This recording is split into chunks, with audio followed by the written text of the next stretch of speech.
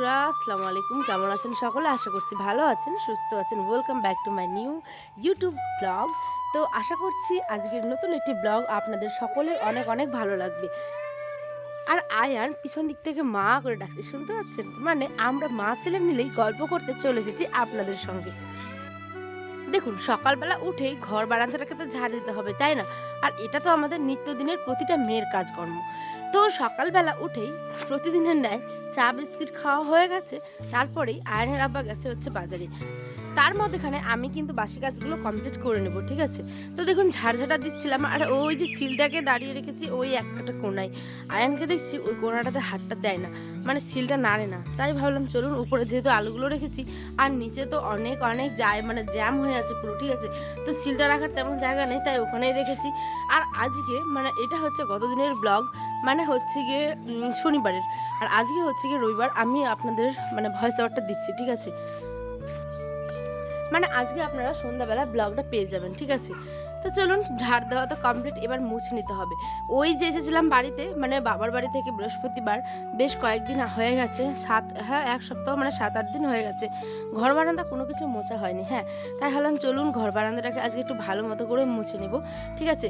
কারণ এত মানে গরম পড়েছে আর মাছি যেহেতু উৎপাত মাছিরও, তো হালকা জল বা পেঁয়াজ রসুন রান্নাবাড়ি যেহেতু এখানেই করা হয়, তাই এটাকে ফিনাইল দিয়ে না মুছলে না, প্রতিদিন তো মানে আগে প্রতিদিন মুছতাম, এখন আর প্রতিদিন মুছতে পারি না বিভিন্ন কাজের চাপে। তো আজকে অনেক দিন পর মানে এই ঘর বারান্দাগুলো মুছছি।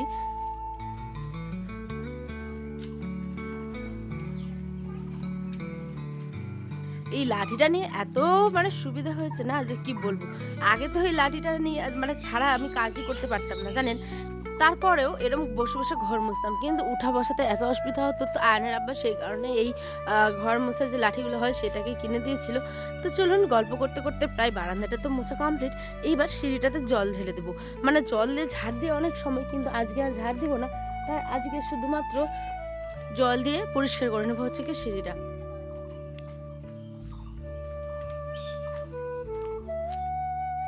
তারপরে জল নিতে চলে আসলাম হচ্ছে ঘর মোছার জন্য। আর শুনছেন পাখির কিচিরমিচির আওয়াজ?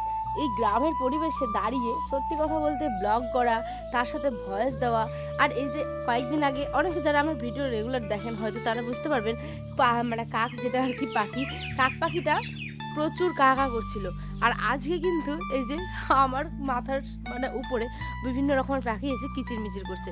একটা অন্য রকমের ফিলিং, তাই না? সত্যি গ্রামে থাকা অনেক অনেক অনেক সৌভাগ্যের ব্যাপার। এটা আমার পার্সোনাল মতামত। তো যাই হোক, চলুন, কি আর করা যাবে, যারা শহরে থাকেন তারাও হয়তো অনেক কিছু এনজয় করেন যেগুলো আমরা পারি না।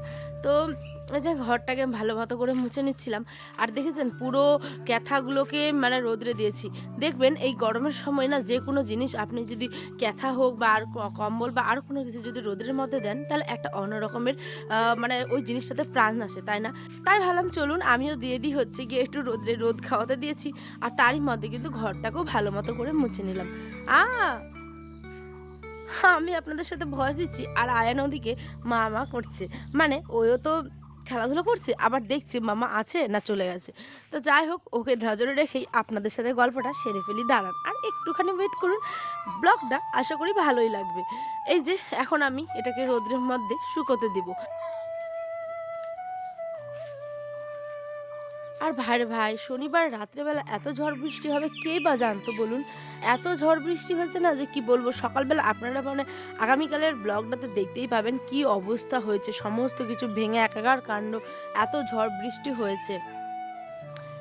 তারপরে এই যে আমার বাড়ির মানে সরি বাড়ির বলছি, ঘরের পিছন সাইডটা ভালো মতো করে একটু জলটাকে ছেটে দিলাম, যেহেতু আয়ন তখন হাঁটাহাঁটি করে, তাই না? আর ওই যে দূরে দেখছেন কথাগুলো রোদরে দিয়েছিলাম, তারই মধ্যে কিন্তু স্নানটাও সেরে নিয়েছি ভালো মতো করে।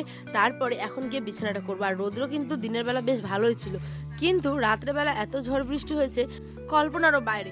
আর এই যে এখন আপনাদের সাথে আমি গল্প করছি আর এর মধ্যে কিন্তু আবার অন্ধকার নেমে এসেছে আকাশের মধ্যে, ঠিক আছে? তো যাই হোক, কি আর, এই সময়টা এরকম হবেই। আর আয়ানের এই একটি আবদার, বাপ রে বাপ, যদি ওর আব্বা নিয়ে আসে কোনো কালার মানে চকলেট ক্যান্ডি আর কি, তো ওই যতক্ষণ না শেষ হয় সেটাকে একদম আর শান্তি দিবে না। তো ওই কারণে ওই যে চকলেটটাকে ভালো করে ছিঁড়ে দিলাম, ওদিকে খাচ্ছে আর এদিকে আমি চট জলদি করে বিছানাটাকে করে নিচ্ছি। যেহেতু আয়ন তো ঘুমোবে, তার মধ্যে কিন্তু আয়নকেও স্নান করে দিয়েছিলাম। আর এইগুলো গরম করতে করতে করতে মানে দিয়েছিলাম যেহেতু ঠিক, কিন্তু ঠান্ডা করে কিন্তু মানে বিছাতে হয়, ঠিক আছে? কারণ এত গরমের মধ্যে শুলে কিন্তু এই গরমে আরও গরম লাগবে। তাই ওগুলোকে আবার কিছুক্ষণের জন্য ঠান্ডা হতে দিয়ে আয়নকে ভাত খাইয়ে দিয়েছি। তারপরে আমি এখন বিছানাটা করছি। দেখছেন আমি একদিকে বিছানা করছি আর ওই একদিকে কিন্তু টান করে টেনে নিচ্ছে পুরোটাই। তো যাই হোক আমার সোনা আব্বার সাথে এরকম করেই আমার সারাদিনটা কেটে যায়।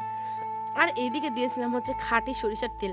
মানে আমাদের যে তরি, আপনারা যারা হয়তো ব্লগগুলো দেখেন তারা দেখতে পাবেন যে আমরা সরিষা লাগিয়েছিলাম, আর এইটা নিয়ে কিন্তু অনেক সুন্দর সুন্দর ব্লগ অলরেডি আপনাদের দিয়েছি। যারা দেখেছেন তাদেরকে জানাই অসংখ্য ধন্যবাদ, আর যারা দেখেননি তাদের একবার হলেও দেখার জন্য অনুরোধ করছি। তো খাঁটি সরিষার তেল নাকি রোদে দিতে হয়, না হলে তেলটা কিন্তু নষ্ট হয়ে যায়, ঠিক আছে? তো ওই কারণে চালের আটা, তারপর হচ্ছে গমের আটা আর খাঁটি সরিষার তেলটাকে রোদে একটু দিয়েছিলাম রোদ খাওয়ার জন্য। তারপরে দেখছেন আপনারা হয়তো দেখে থাকবেন এই পর্দাটা আমি মানে সোফায় আগে দিতাম, মানে চাদরটা আর কি, সরি পর্দা বলছি, চাদরটাকে। তো ওই চাদরটা অনেক ছিঁড়ে গেছে, আর নতুন যেহেতু একটা সোফার কভার নেওয়া হয়েছে, তো সেই কারণেই ওইটাকে চেঞ্জ করে এই যে সোফার চাদরটাকে এখানে বিছিয়ে দিলাম। কেননা যে এখন তো আমাদের উঠানে প্রচুর ধুলো, ঝাড় দিলে পরেই তো এখন দামি দামি ভালো ভালো পর্দা লাগিয়ে কোনো লাভ নেই। যখন পার্সোনাল বাড়িঘর হবে তখন ইনশাআল্লাহ আপনাদের ভালোবাসায় আপনাদের সাথে সমস্তটা শেয়ার করব, তখন কি করি না করি এখন। তাই এখন এটাকে নিয়েই মানে কাজ চালিয়ে নিচ্ছি, কি আর করা যাবে, যেহেতু অনেক ধুলো, তারপরে ঝড় বৃষ্টি হয়, তাই না? তো এখন এটাও পর্দা হিসেবে খুব খারাপ একটা না, তাই না? তো চলুন কি রান্নাবাড়িতে এবার করতে হবে, পেটে তো দিতে হবে রে ভাই, তাই না? পেটের জ্বালা তো বড় জ্বালা, খাওয়া দাওয়া তো খেতে হবে। তো শনিবার যেহেতু আমাদের এখানে মাংস পাওয়া যায়, তাই এখানটায় আমরা মাংস নিয়েছিলাম, মানে আয়নার আব্বা নিয়ে এসেছিলো। ওই যে বলেছিলাম বাজারে গেছে সকালবেলায় নিয়ে এসেছিলো, কিন্তু আমি রান্না করছি হচ্ছে এটা বিকেলে, মানে 4টার দিকে ফ্রিজে রেখে দিয়েছিলাম মাংসটা। তো এখন পেঁয়াজ রসুন মানে গোটা দিব, যেহেতু এটা মাংস আর লাল মাংস আর কি। আর তারপরে হচ্ছে গিয়ে আদা জিরে বাটা, শুকনো লঙ্কা বাটা, সমস্ত কিছু বাটা দেবো। তো পুরো ব্লগ মানে কন্টিনিউ করতে পারিনি, যেহেতু অনেক ঝড় বৃষ্টি চলে এসেছিলো রাত্রেবেলা, কিন্তু বিকেলে উঠেছিল হচ্ছে গিয়ে ঝড়, মানে শুধু কি বলবো বৃষ্টি ছাড়া আর কি, যেটা তো অনেক এর মধ্যে কাজ ছিল। তারপরে আয়নকে ঘুম পাড়ানো, তারপরে ওকে খাওয়ানো, তো সমস্তটা আর শেয়ার করা হয়নি। এখানে যে সমস্ত মশলাপাতি দিয়ে ভালো মতো করে মাংসটাকে কষছি, যেরকম রান্না করি আমরা ঘরোয়া পদ্ধতিতে, ঠিক তেমনই। আর খেতেও কিন্তু দুর্দান্ত হয়েছিল জানেন, এত সুন্দর হয়েছিল না যে মনটা সত্যি, মানে সত্যি মাংস হলে আর কি চাই। তো এখানে ভালো করে মাংসটা হতে থাক, আর এদিকে একটু ভাবছি কি জানেন, ঢেঁড়স আলুর একটু ভাজাও করব। তাই গোটা গোটা করে ঢেঁড়স আর আলু একটু সুন্দর করে ভাজা করেছিলাম। তাই আজ এই পর্যন্ত, দেখাবে অন্য একটি ব্লগে। সকলে ভালো থাকবেন, সুস্থ থাকবেন, আল্লাহ হাফিজ।